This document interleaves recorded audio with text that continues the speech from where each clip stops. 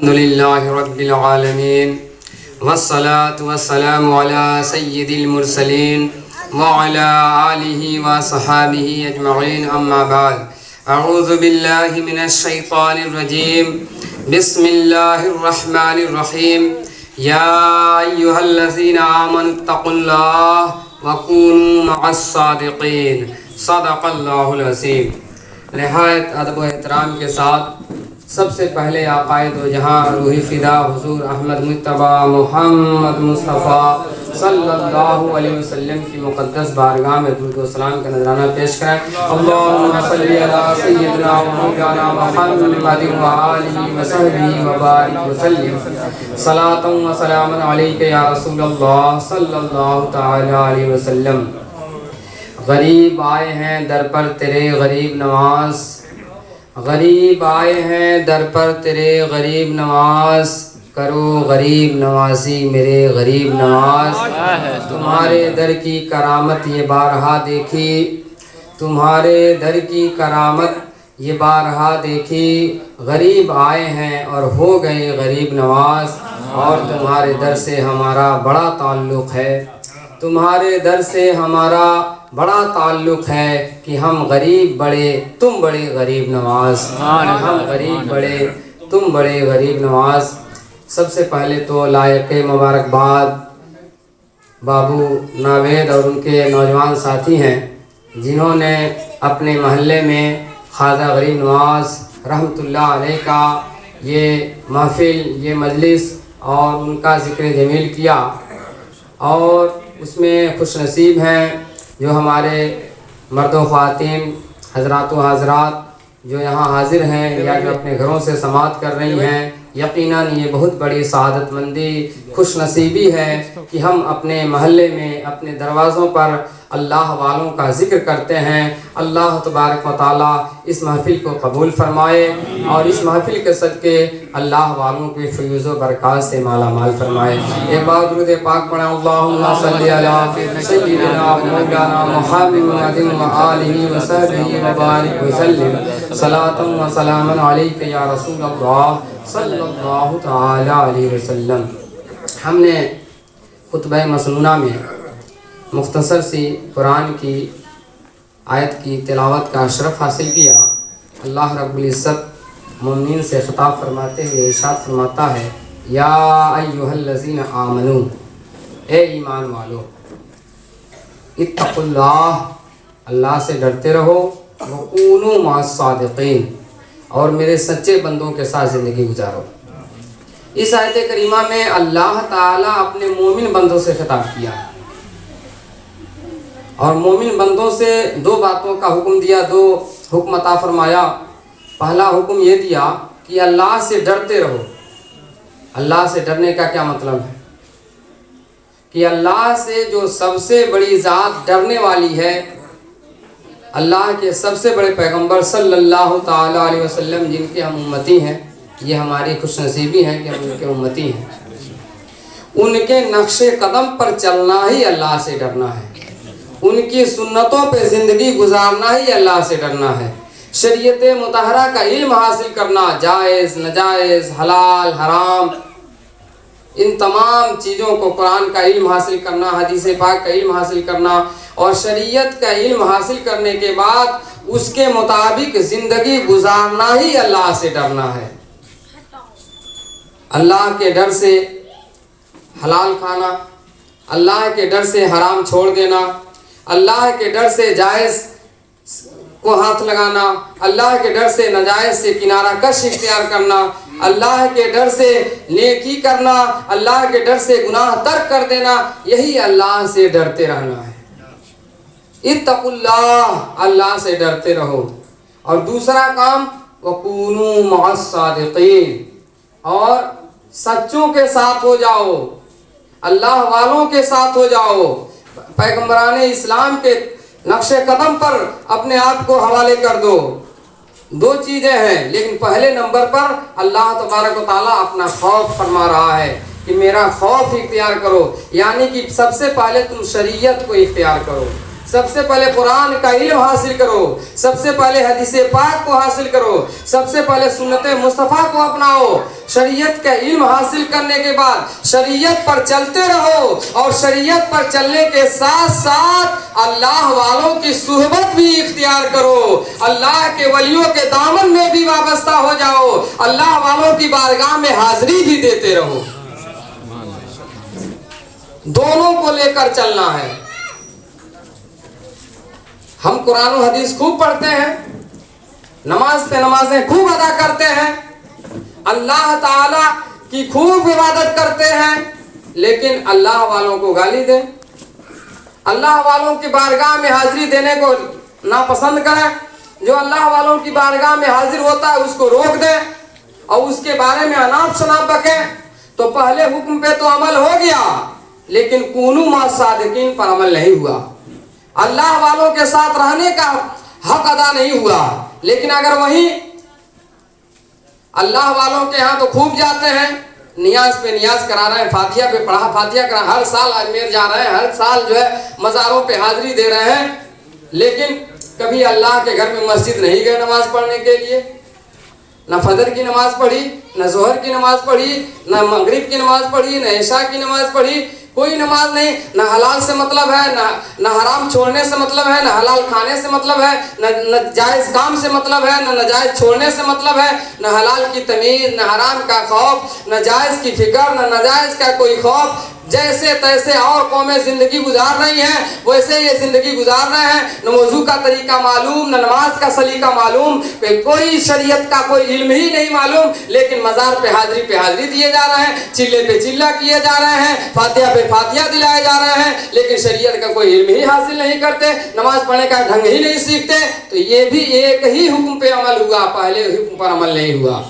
سچا مسلمان وہ ہے جو اس آیت کے دونوں حکم پر عمل کرے، پہلے شریعت کا علم حاصل کرے، نماز پڑھے، روزہ رکھے، حج کرے، زکوٰۃ دے، جتنے فرائض اس کے زندگی پر اللہ تعالیٰ نے نافذ کیے ہیں ان کو ادا کرے، اور اس کے ساتھ ساتھ مسلمانوں کی جماعت سے علیحدہ نہ ہو، اللہ والوں کی صحبت تو ترک نہ کرے، شریعت پر چلے، شریعت کے ساتھ ساتھ اللہ والوں کے صحبت بھی اختیار کرے، تو وہی اللہ کا پیارا ہے، وہی حقیقت میں مسلمان ہے۔ اور جو شریعت پہ چلتا ہے لیکن اللہ والوں سے دور ہے وہ بھی کما حق اس آیت پہ عمل نہیں کرتا، اور جو مزار پہ روز حاضری دیتا ہے لیکن مسجد کی طرف جھانکتا بھی نہیں وہ بھی مکمل طور پہ اس آیت پہ عمل نہیں کرتا۔ اللہ تبارک و تعالی دونوں کا حکم دیتا ہے اس آیت کریمہ میں، یا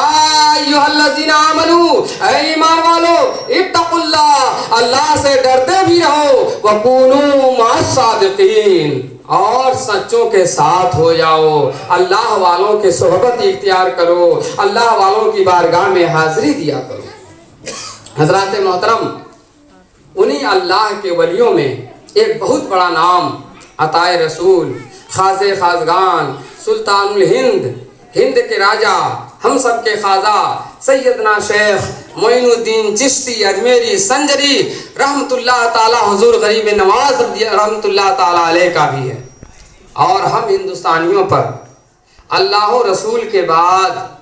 سب سے بڑا احسان اگر کسی کا ہے خواجہ غریب نواز رحمت اللہ علیہ۔ ایک خواجہ نے آ کر اتنے بڑے اکھنڈ بھارت میں آ کر پورے ہندوستان میں اسلام کا پرچم لہرا دیا، کفرستان میں آ کر اسلام کا ڈنکا بجا دیا، اور اس نے 100-200 نہیں، 1 لاکھ 2 لاکھ نہیں، کئی لاکھ بت پرستوں کو کلمہ توحید پڑھا کر دامن اسلام سے وابستہ فرما دیا۔ جس ہندوستان کے اندر دیوی دیوتاؤں کی جیکاریں ہوا کرتی تھیں، یہاں پر اذان کی صدائیں گونجنے لگی، نعرہ تکبیر اور نعرہ رسالت کے آواز سے زمین و آسمان جو ہے دہلنے لگے، اس خواجہ غریب نواز رحمت اللہ علیہ کا ہم ہندوستانیوں پر اللہ و رسول کے بعد اپنے ماں باپ سے بھی زیادہ اگر کسی ذات کا جو ہے احسان ہے تو حضرت خواجہ غریب نواز رحمت اللہ علیہ کا احسان۔ میں یہ نہیں کہتا کہ سب سے زیادہ خواجہ غریب کہ حضرت خواجہ غریب نواز ہی نے اسلام دیا ہے، نہ میں اس کا قائل ہوں کہ سب سے پہلے خواجہ غریب نواز رحمت اللہ علیہ ہندوستان میں آئے، نہیں، ان سے پہلے بھی بہت سے لوگ آ کر کے اسلام کی تبلیغ کی ہے، اور ان کے علاوہ بھی تمام مجاہدین، تمام صوفیاء، تمام اولیاء، تمام علماء، تمام ائمہ، تمام محدثین نے اپنے اپنے زمانے میں ہندوستان کی سرزمین پر اللہ و رسول کا تذکرہ کیا ہے، قرآن و حدیث کی تبلیغ کی ہے، لیکن سبھی کے کارنامے ایک طرف، خواجہ غریب نواز رحمۃ اللہ علیہ کا کارنامہ ایک طرف۔ حضرت خواجہ غریب نواز سے پہلے بھی، سب سے پہلے ہندوستان کے اندر اسلام آیا ہے تو سوداگروں کے ذریعے آیا ہے، تاجروں کے ذریعے آیا ہے، بزنس مینوں کے ذریعے آیا ہے۔ عرب مہاساگر ہے، بحر ہند ہے، اس کونے پر ہندوستان واقع ہے اور اس کونے پر سعودیہ واقع ہے، عرب واقع ہے، بیچ میں لمبا سا فاصلہ ہے سمندر کا، بمبئی سے لے کر وہاں سعودیہ تک۔ تو اس چھور سے اس چھور تک نبی کریم صلی اللہ تعالی علیہ وسلم کے زمانے سے تجارت ہوتی رہی ہے، ادھر ملک شام کی طرف تو ادھر پورب کی طرف جو ہے ہند کی طرف، ہندوستان کی تلواریں، ہندوستانی گھوڑے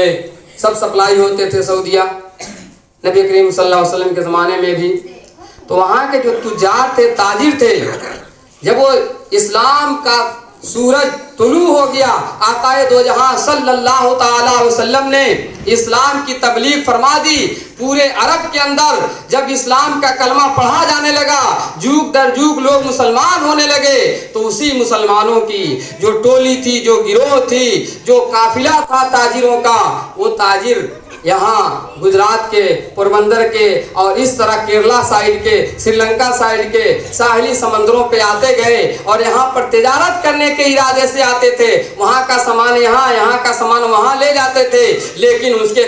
کے کیریکٹر ایسے تھے، ان کے کردار ایسے تھے، ان کے اخلاق ایسے تھے جو نمونہ تھے قرآن کے، حدیث کے، اللہ و رسول کے احکام و فرامین کے، کہ وہ جب کلمہ پڑھ لیتے تھے اور جب وہ جان جاتے تھے یہ حرام ہے تو ہاتھ نہیں لگایا کرتے تھے، یہ جان لیتے تھے یہ سنت رسول ہے تو اس کے بغیر ان کا گزارا ممکن نہیں ہوا کرتا تھا۔ تو وہ تجار پہلے ہندوستان آئے ہیں، تشریف لائے ہیں، اور ان کے ذریعے لوگ مسلمان ہوتے گئے، اسلام پھیلتا گیا۔ اس کے بعد جو ہے جب انہی تاجروں میں سے ایک تاجروں کا ایک قافلہ جب یہاں دبیل سے، سندھ سے جو آج پاکستان میں پڑتا ہے، جب وہ قافلہ جو ہے پانی والے جہاز سے سعودی کے لیے روانہ ہو رہا تھا، تو اب وہاں پر راجہ داہر، سندھ کا جو راجہ تھا، اس قافلے کے اندر عربی شہزادیاں بھی، عورتیں بھی، تاجروں کی عورتیں بھی جو ہے سفر کر رہی تھیں۔ اس کی نیت خراب ہو گئی، اس نے وہ بحری بیڑا، وہ جہاز رکوا لیا، ان عورتوں کا اپنے حرم میں داسی بنانے کے لیے، داسی بنا لیا، اپنے گھر میں رکھنے کے لیے۔ پہلے زمانے میں داسی چلتا تھا، غلامی چلتی تھی، کنیز اور لونڈی رکھا کرتے تھے، تو لونڈی بنانے کے لیے بری نیت کے ساتھ اس جہاز کو جب رکوا لیا تو ان عرب کی شہزادیوں نے، وہ اسلامی ماؤں نے پکار لگائی ہے، فریاد کی ہے۔ اس وقت حجاج بن یوسف سقفی جو ہے عراق کا گورنر تھا، وہ مالک تھا، وہاں تک خبر پہنچائی گئی کسی طریقے سے، تو اس نے فوراً اپنے 14 سال کے نوجوان نوعمر بھتیجے حضرت محمد بن قاسم رحمۃ اللہ تعالی علیہ کو ایک بہت بڑی فوج کی ٹکڑی دے کر کے اور یہاں پر بھیجا ہے۔ تو انہوں نے فوجی کارروائی کے اعتبار سے سب سے پہلے حضرت محمد بن قاسم اس ہندوستان میں تشریف لائے ہیں، اور انہوں نے جو ہے راجہ داہر کو مزہ چکھایا ہے، اس کو شکست دیا ہے، اور ان کے ذریعے جو ہے اس علاقے میں، اس جو ہے سندھ کے علاقے میں، لاہور اور ملتان کے علاقے میں جو اسلام پھیلا ہے وہ حضرت محمد بن قاسم رحمۃ اللہ تعالی علیہ کے فوج کے ذریعے پھیلا ہے۔ اس کے علاوہ بھی محمود غزنوی رحمۃ اللہ علیہ کا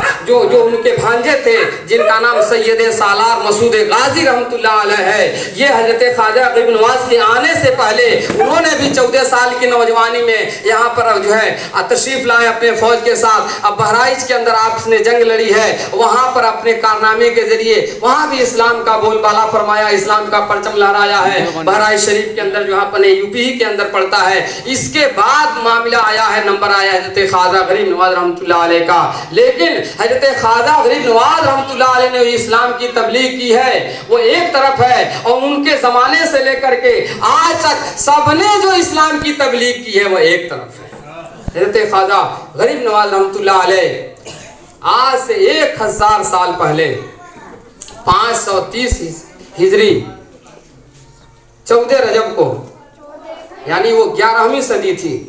آج سے 1000 سال پہلے کی بات ہے. ملک ایران کے صوبہ اصفہان کے شہر سیستان کے ایک چھوٹے سے گاؤں اور علاقہ جس کا نام سنجر تھا, آپ وہاں تک پیدا ہوئے. جب آپ وہاں پیدا ہوئے وہی چنگیز خان اور ہلاکو خان کے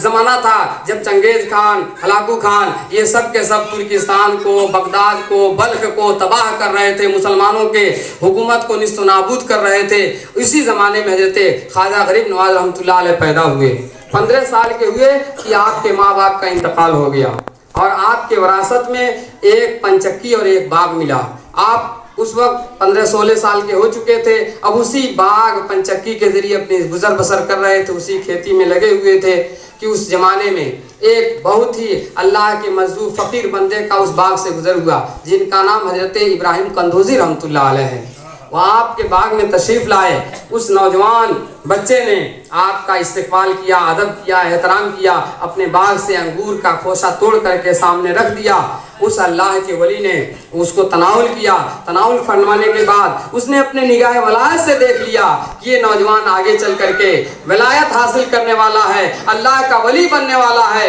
فوراً آپ نے اپنے انگور سے اپنے منہ میں لقمہ لیا, اس کو چبا کر کے آپ کے منہ میں ڈال دیا. آپ نے کھا لیا, یہاں تک کہ آپ کے دل کی دنیا بدلنے لگی, اور آپ نے باغ اور پنچکی اللہ کے راہ میں جو ہے صدقہ کر دیا, اور علم دین کے طلب میں آپ نکل گئے. آپ 20 سال تک بخارا, سمرقند, سیستان, اصفہان, ہمدان, اس علاقے میں جو بڑے بڑے درسگاہی مرکز تھے وہاں آپ نے علوم ظاہر حاصل کیا. اس کے بعد آپ کی ملاقات قصبہ ہارون میں آپ کے پیر و مرشد حضرت عثمان ہارونی رضی اللہ تعالیٰ عنہ سے ہوئی. وہاں پر بھی آپ نے جو ہے 20 سال تک اپنے پیر و مرشد, اپنے استاد محترم کی خدمت کی. جہاں استاد جاتے تھے, جہاں پیر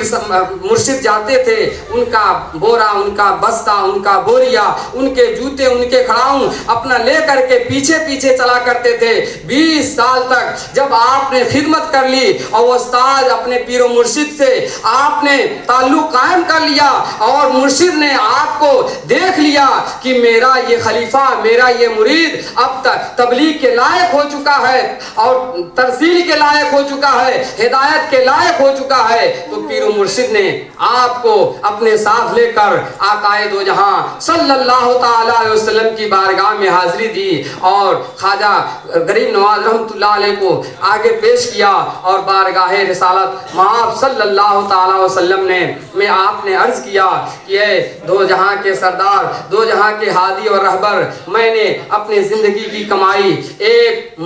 مرید کے صورت میں, ایک خلیفہ کے صورت میں, معین الدین چشتی سنجری کے صورت میں آپ کے قدموں میں ڈال دیا ہے. آپ اسے قبول فرما لیں. آقا دو جہاں صلی اللہ تعالی علیہ وسلم کی غیب سے آواز آتی ہے کہ میں نے اسے قبول کر لیا. پھر اس کے بعد آپ مکہ شریف تشریف لے جاتے ہیں. حرم شریف میں میزاب رحمت کے نیچے جا کر آپ پھر دعا فرماتے ہیں کہ میں ایک خلیفہ لایا ہوں, اپنی ایک کمائی لایا ہوں, اسے قبول کر لیا جائے. وہاں بھی غیب سے ندا آتی ہے کہ یہ اس کو ہم نے اپنا حبیب بنا لیا, ہم نے اس کو اپنا دوست بنا لیا, ہم نے اس کو اپنا ولی بنا لیا. یہاں تک کہ جب دوسری مرتبہ آپ حج کے لیے مکہ المکرمہ مدینہ المنورہ حاضری دیتے ہیں تو بارگاہ سے اب حکم ہوتا ہے کہ اے غریب نواز, اے معین الدین چشتی, میں نے تمہیں ہندوستان کی ولایت عطا کی, تم ہندوستان جاؤ اور میرے دین کی تبلیغ کرو, وہاں رشد و ہدایت کے چراغ جلاؤ. یہاں تک کہ اسی وجہ سے حضور خواجہ غریب نواز رحمۃ اللہ علیہ کا ایک لقب عطائے رسول بھی ہے, عطائے محمد صلی اللہ تعالی علیہ وسلم ہے. آپ آ کر بلخ میں تشریف لاتے ہیں، بغداد میں تشریف لاتے ہیں، بغداد میں تعلیم دیتے ہیں، رشد و ہدایت کے جو چراغ جلاتے ہیں، لیکن طبیعت بے چین رہتی ہے، یہاں تک کہ خواب میں آپ کو ہندوستان کا نقشہ دکھایا جاتا ہے، خواب میں راستے دکھائے جاتے ہیں، یہاں تک کہ آپ کی جو آرام گاہ ہے جہاں پر آپ کو قیام کرنا ہے، اجمیر کا پورا